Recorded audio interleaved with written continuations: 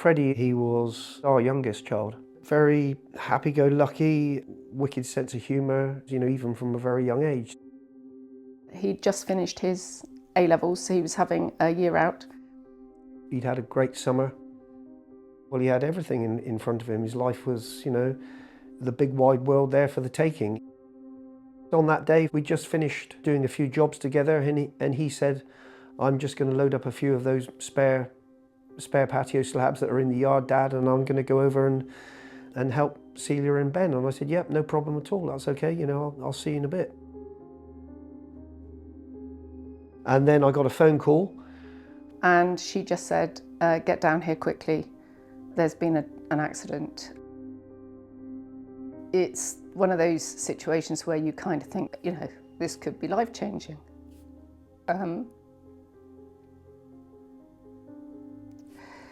So you drive very slowly because you don't really want to get there.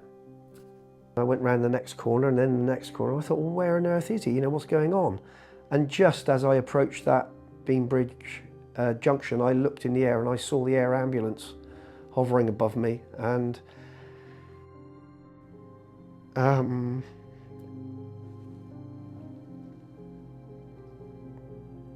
excuse me. It was a normal day on base. I think we'd been out to one other job that day, and then the red phone went and the call came in.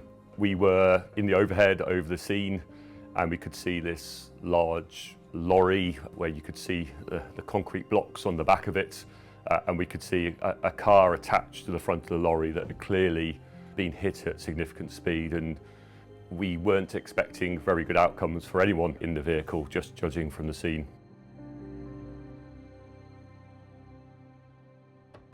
Freddie was very, very sick indeed. He was hardly breathing for himself. He wasn't responding. He was very, very pale. He'd lost all but a very, very weak carotid pulse, which means he wasn't getting enough blood circulation to perfuse his major organs.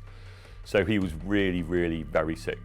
And at this point, we didn't really know exactly what his injuries were. We knew that he had internal bleeding, but he really was very, very close to death. I'm convinced if he'd spent much longer in that car, he would have died in the car. I just saw him slumped over the steering wheel, and I put my hand on him and I shook him, and he was, it appeared to me he was lifeless. Like he didn't respond, he didn't blink, he didn't. So I just naturally assumed he was dead.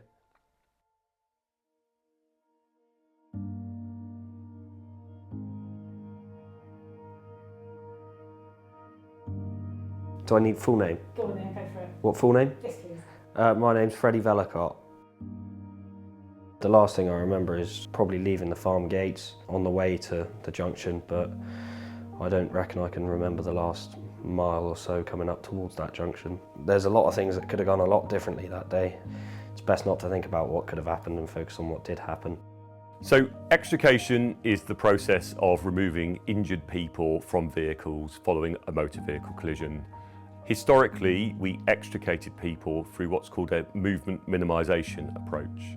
So we took absolutely every care to avoid movement for these patients because we are worried about taking primary spinal cord injury and causing a secondary injury, so movement, making those worse. And I, unfortunately, have got personal experiences of people who I've talked to who have passed away in their vehicle during the processes of extrication, which in the UK we know on average takes about 32 minutes. And that's a long, long time when you're bleeding to death. So we started to do some science to have a look at this in detail. We did 9 studies in total. And the main things we found were that spinal cord injury, of course, is incredibly important, but it was present in less than 1% of the patients that we were extricating. And the rest of the patients had time-critical injuries. And as a result, we found an excess mortality, so more people were likely to die. The other thing we found is that the movement minimisation techniques that we were using weren't actually minimising movement. And instead of being slow and steady, they were just slow. So we worked with a whole multidisciplinary team to look at the new evidence that we'd gathered and translate that into new guidance. And that new guidance, instead of having a movement minimisation focus, we've got a time focus. When I was stood with the lorry driver, it must have been Tim that came up and said to him, "Can you move the lorry? I need you to move the lorry." It was very clear that Freddie was critically unwell and that his injuries were what we call time dependent, which means if we don't do something about them very, very soon, they'll get worse, and that will lead to death. And as a result, we knew that we only had a very small window of time in which we could deliver meaningful intervention to try to save his life. And we knew that we couldn't do that whilst he was stuck in the car, tangled in the metal. He thought I had about 30 seconds.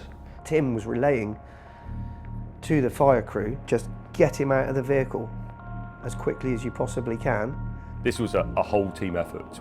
My air ambulance colleagues had gone to prepare some things for anaesthesia so that when Freddie did come out, we could look after him very, very rapidly. The fire brigade cut the driver's side door off. They extracted me out that side. Tim told me that I had about 70% of my circulating blood volume in blood transfusions.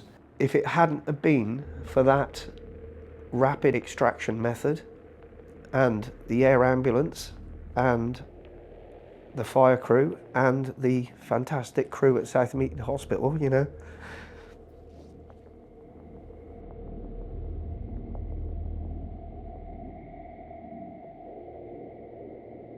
So just over a week later, I phoned Freddie's mom, Jess, and was very surprised to hear that he was well, sitting up, generally being a grumpy teenager, but had a planned discharge in the next few days. And I was absolutely gobsmacked. It's very, very rare that we see patients who are quite so badly injured make such a rapid recovery.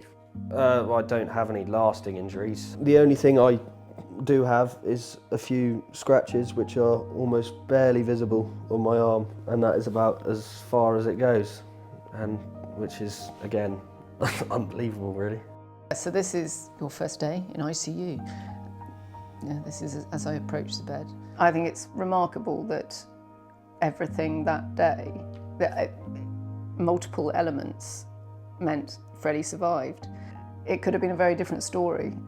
It's fantastic with the case of Freddie to see the work that the team did, both in terms of the research on the exit project, but also the teams coming together on the day, seeing how that interaction between research and the operational environment and teamwork coming together can make a real difference to someone's life. And yeah, I'm really proud of the work that we've done. Oh, I'd just like to thank him endlessly, really. Obviously Tim, and obviously everyone else involved that day. Yeah, they've done an amazing thing, and I'd just like to say thank you. I'm extremely grateful.